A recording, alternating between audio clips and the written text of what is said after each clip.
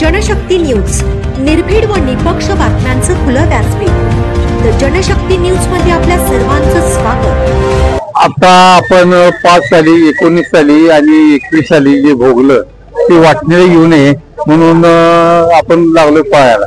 शासनानंतर सतर्क झालेले ते तुमच्या मती झालेले लोक वाहन काढायला लागले। आमच्याकडे वाहनं काय मिळतील ते घेऊन त्यांचे लोक काढलेत, त्यांना जेवणाचं खाणे सगळी सोय केलेली आहे। पण हे किती दिवस असायचं? कायमचं दुकान संपलं पाहिजे आणि नदीकडच्या लोकांना भीती न वाटली पाहिजे, इतकं त्यांना सुरक्षितता पोहोचली पाहिजे, मिळाली पाहिजे। पण तसे अजून वाटे ना।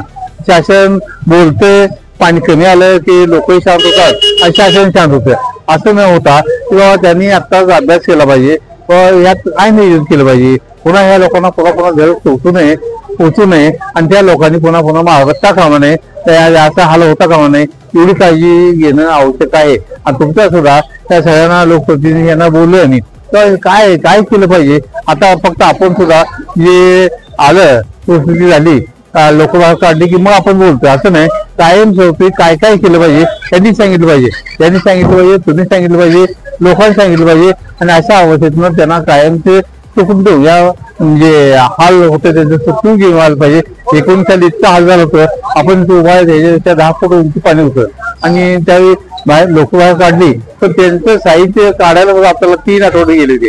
त्याच्या गाद्या बिद्या धान्य सगळं भिजलं होतं, कुजलं होतं, ते सुद्धा काढून आपण म्हणून टाकलं। पण अशी वेळ पुन्हा येऊ नये आणि येताच कामा नये। आणि ज्यांनी लोक नाही त्यांनी सुद्धा लोकांसाठी काय केलं पाहिजे ते सांगितलं। शासन जे सहसा जागा होत नाही त्यांना जागा केलं पाहिजे, पण ते अभ्यासपणा जागा केलं पाहिजे आणि पुन्हा हे हाल होऊ नये, पुन्हा संसार लागू नये एवढी काळजी शासनानं घ्या लावायला पाहिजे आणि ते आपण त्यांना सुचवलं पाहिजे आणि त्यांच्या शासनाच्या सुद्धा आपण मानवडी त्याकडे घेतलं पाहिजे की पण हाल होऊ नये एवढी सगळ्यांनी आपण काळजी घेऊया।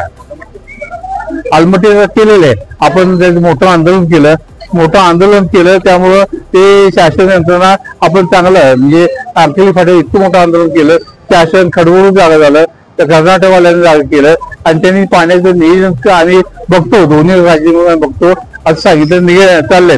माग शासन नको म्हणजे सुप्रीम कोर्टात जायला नाही म्हणत होतं, पण आपल्या आंदोलनानं सगळी जागी झाली, मुख्यमंत्री इथे येऊन म्हणून गेले तेव्हा आम्ही सुप्रीम कोर्टात जातो का ते आज आलमट्टीवर बोकळे आहेत त्यांना काही भीती वाटत नाही, पण लोकांची फक्त भीती वाटली पाहिजे। आणि त्यांनी जे नियोजन केले 519 ते 524 मीटर उंची वाढवायची ती थांबलं पाहिजे आणि ती थांबवू शकता आपल्याला ते भेट नाहीत, पण कोर्टाला ते भेटतात आणि कोर्टाने नियोजन केलं पाहिजे आणि त्यासाठी आपण कोर्टात गेलं पाहिजे। इतकी आपण व्यवस्था केलेली आहे।